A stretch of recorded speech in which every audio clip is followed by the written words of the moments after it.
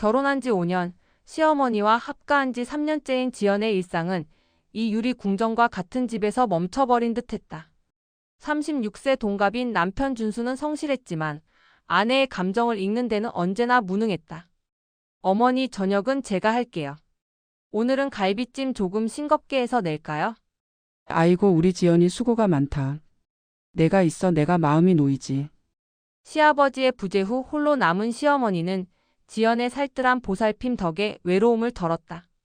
그러나 이 평화로운 일상은 남편 준수의 동생 민수가 결혼을 발표하던 그 순간부터 금이 가기 시작했다. 준수의 2살 어린 동생 민수는 그해 초 3살 연상인 민지와 결혼했다. 민수가 민지를 처음 집에 데려온 날 지연은 직감했다. 민지는 보통이 아니라는 것을. 그녀의 눈빛, 말투, 심지어 허리를 숙이는 각도까지 모든 것이 완벽하게 계산된 연극 같았다.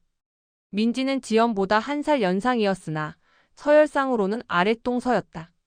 하지만 민지는 그 서열을 교묘하게 무시했다. 지연이 전업주부인 반면 민지는 이름만 대면 알만한 대기업의 팀장으로 높은 연봉을 자랑했다. 그 사실 자체가 민지의 갑옷이자 무기였다. 민지는 가족들 앞에서는 깍듯했다. 형님, 죄송해요. 제가 워낙 회사 일이 바빠서요. 다음에 꼭 맛있는 거 사드릴게요. 그러나 둘만 남게 되는 순간 민지의 가면은 완전히 벗겨졌다. 어휴, 형님. 그거 그렇게 하는 거 아니야. 내가 나이가 더 많으니까 이젠 좀 편하게 말할게. 민지는 나이라는 기묘한 우위를 내세우며 은근슬쩍 반말을 섞었다. 한 번은 지연이 실수로 찻잔을 떨어뜨리자 민지는 가족들이 듣지 못하도록 아주 작은 목소리로 속삭였다. 살림만 하는데 왜 이렇게 손이 거칠어? 하긴 좋은 교육을 받지 못하면 몸이 고생해야지. 안 그래요? 지연은 그날 밤 끓어오르는 모욕감에 잠을 이루지 못했다. 가슴속의 자존심은 긁혀 만신창이가 되었고 민지로 인한 스트레스는 극심한 두통으로 변했다. 준수 씨, 나 당신 재수 씨 때문에 너무 힘들어. 둘이 있을 때 나한테만 이상하게 말해. 나 무시하는 것 같아. 지연이 용기를 내 남편에게 털어놓을 때마다 준수는 항상 같은 대답으로 지연을 절망시켰다. 에이 여보, 재수 씨가 그럴 리가 없어. 얼마나 교양 있고 잘 배운 사람인데. 아마 회사 일이 힘들어서 좀 피곤했던 걸 거야. 당신이 너무 예민하게 받아들이는 거 아니야? 준수의 그 무책임한 방언은 지연에게 배신감이라는 비수를 꽂았다. 교양 있고 잘 배운 사람이라는 수식어는 곧 지방대 출신, 평범한 전업주부인 자신을 향한 무언의 비난처럼 들렸다. 돈과 세련된 유머, 그리고 영리한 애교로 시어머니의 마음까지 완전히 사로잡은 민지는 집안의 황태녀가 되었고, 지연은 그저 그림자처럼 존재하는 첫째 며느리에 불과했다. 민수가 결혼하고 맞는 첫 명절 추석이 다가왔다. 명절 일주일 전부터 지연은 시어머니와 함께 장을 보고 며칠에 걸쳐 나무를 다듬고 전을 부치며 몸이 10개라도 모자랄 지경이었다. 어머니, 이 튀김은 속을 좀 넉넉하게 넣었어요. 서방님이 좋아한다고 했잖아요. 그래, 지연아. 너밖에 없다. 민지 걔는 회사 일이 바쁘다니 뭘 시키기도 미안하고. 그래도 명절이라고 시어머니 용돈까지 챙겨주고. 참 마음이 깊은 아이다. 지연은 이 말에 미묘한 쓴웃음을 삼켰다. 민지는 추석을 핑계로 시어머니에게 현금 100만 원을 음식값에 보태라며 미리 건넨 상태였다. 그 보조금 덕분에 시어머니의 민지를 향한 애정은 지면을 뚫을 기세였다. 추석 당일 아침, 온 가족이 차례를 지내는 동안에도 민수와 민지는 그림자도 보이지 않았다. 그때 시어머니에게 전화가 왔다. 어머니, 민지예요. 민수 씨가 며칠째 야근을 해서요.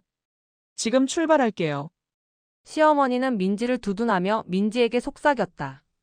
너는 회사 일 하느라 힘들 테니 이런 명절에는 편히 쉬어야지. 천천히 오거라. 너희 형님이 하면 된다. 그 속삭임이 지연의 귓가에 들려왔다. 대기업에 다니는 민지는 늦잠을 자며 편히 쉬고 전업주부인 자신은 새벽부터 기름 냄새를 뒤집어 써야 하는 이 불공평한 현실에 지연은 속으로 피눈물을 흘렸다. 민수와 민지가 도착한 것은 늦은 오후. 이미 성묘까지 마치고 온 가족은 지친 상태였다. 어머, 형님. 죄송해요. 민수 씨가 운전하다가 갑자기 배가 아파서 휴게소에서 좀 늦었어요. 민지는 세상에서 가장 예의 바른 며느리처럼 숨을 헐떡이며 지연에게 허리를 굽혔다. 하지만 지연의 눈에만 포착되는 민지의 눈빛은 전혀 미안함이 없었다. 별것도 아닌 일이라는 듯한 그 오만한 표정은 지연의 심장을 짓눌렀다. 저녁 식사 준비를 위해 지연은 다시 주방으로 돌아왔다. 이미 차례상에 올랐던 음식들을 데우고 식구들이 먹을 국을 끓여야 했다. 준수와 민수, 시어머니는 거실에서 명절 특선 영화를 보느라 정신이 팔려 있었다. 이때다 싶어 민지가 슬그머니 주방으로 들어왔다. 지연은 이미 결심한 터였다. 더는 안 돼. 아무도 믿어주지 않는 동서의 가면을 반드시 벗겨야 해. 이 사람들은 이 집안의 평화를 위해 나를 희생양으로 만들었어. 지연은 앞치마 주머니 속으로 손을 넣어 휴대전화의 녹음 버튼을 누르고 조용히 주머니 깊숙이 넣어두었다. 지연은 마치 아무 일도 없는 듯 냄비 속에 국을 저었다. 명절 내내 고생하네. 전업주부라 시간이 많으니 뭐 당연한 거지만. 민지는 코웃음을 치며 접시에 담긴 잡채를 포크로 휘저었다. 잡채는 좀 짜네. 국은 또 왜 이렇게 싱겁지? 간을 제대로 안 보나 봐. 지연은 애써 감정을 숨기며 대답했다. 내 입에는 괜찮은데 동서 입에는 짠가 봐. 혼자 하느라 정신이 없어서 그래. 회사 일 하는 것도 아니고 하루 종일 집에 있는데 정신이 없어. 그리고 어머니한테 100만 원이나 보냈는데 음식이 먹을 게 별로 없네. 민지는 동태전을 입에 넣고는 갑자기 얼굴을 찌푸렸다. 어머, 이건 가시가 너무 많잖아. 이런 걸 어떻게 먹으라고? 요리하는 기본이 안 되어 있네. 민지의 목소리는 낮았지만 비난은 칼날 같았다. 지연은 손을 꽉 움켜쥐었다. 민지는 고개를 숙여 지연의 귀에 대고 조용히 속삭였다. 공부 안 했으면 요리라도 잘해야지. 안 그래요? 민지는 서울 명문대 출신이었다. 민지의 그 한마디는 단순한 학벌 비하가 아니라 지연의 존재 가치를 송두리째 무시하는 모욕이었다. 숨을 들이쉬는 순간 민지는 마지막 결정타를 날렸다. 어떻게 운이 좋게 능력 좋은 남편 만났지만 그렇다고 본인 수준이 올라가는 건 아니지. 매번 올 때마다 수준 차이 나서 나도 힘들어요. 그 말을 듣는 순간 지연의 머릿속에서 폭발음이 울렸다. 지난 모든 굴욕이 응축되어 터져나오는 순간이었다. 지연은 끓어오르는 분노 대신 차가운 평정심을 찾았다. 이제 충분했다. 지연은 조용히 국자를 내려놓고 민지의 눈을 똑바로 응시했다. 동서, 지금 선 넘고 있어. 집안에 분란 만들고 싶지 않아서 지금까지 참았지만 더 이상은 못 참아. 지연의 차분하지만 단호한 목소리에 민지는 오히려 가소롭다는 듯 입꼬리를 올렸다. 어머, 형님 안 참으시면 어떡할 건데? 그 머리로 날 이길 수 있을 것 같아? 평생 그 꼬리표 달고 살아야지. 민지의 마지막 조롱을 녹음기 속에 담은 채 지연은 조용히 주방을 나와 거실로 향했다. 거실에는 준수, 민수, 시어머니가 텔레비전을 보고 있었다. 지연의 얼굴에는 놀라울 만큼 감정이 없었다. 그 무표정함이 오히려 모두의 시선을 끌었다. 다들 여기 모여보세요. 준수 씨, 당신도 이쪽으로 와봐.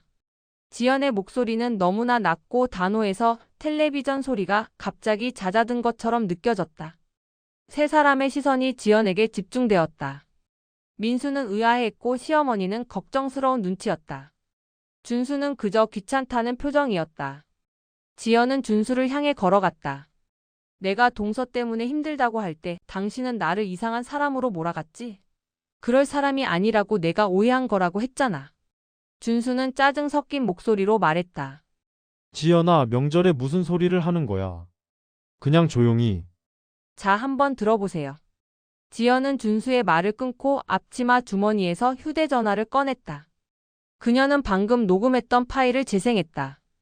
공부 안 했으면 요리라도 잘해야지. 어떻게 운이 좋게 능력 좋은 남편 만났지만 그렇다고 본인 수준이 올라가는 건 아니지. 어머, 형님 안 참으시면 어떡할 건데? 그 머리로 날 이길 수 있을 것 같아?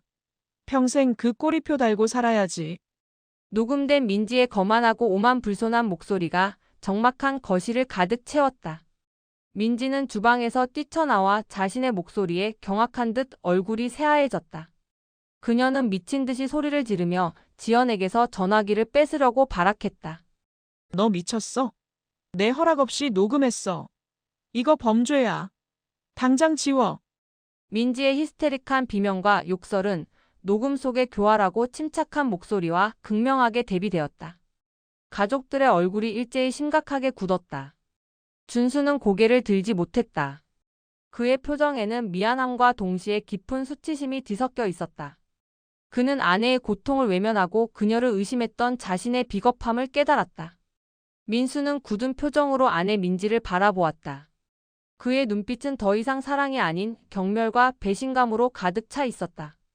그는 자신의 아내가 이토록 추악한 이중인격자였음을 믿을 수 없었다. 시어머니는 손으로 입을 틀어막았다. 그녀가 마음이 깊다고 칭송했던 며느리의 가면 뒤에 숨겨진 악의를 마주하고 할 말을 완전히 잃은 표정이었다. 민지는 지연에게 달려들어 갖은 욕설을 퍼부으며 녹음이 범죄임을 외쳐댔지만 아무도 그녀의 편을 들어주지 않았다. 이미 진실은 음성으로 기록되어 그들의 귓속에 박혀버렸다. 지연은 그 혼란 속에서 조용히 자신의 행동을 이어나갔다. 그녀는 더 이상 그 누구와도 눈을 마주치지 않았다. 식탁 의자에 조용히 다가가 허리에 묶고 있던 마치 피 묻은 것 같은 붉은색 꽃무늬 앞치마를 풀었다.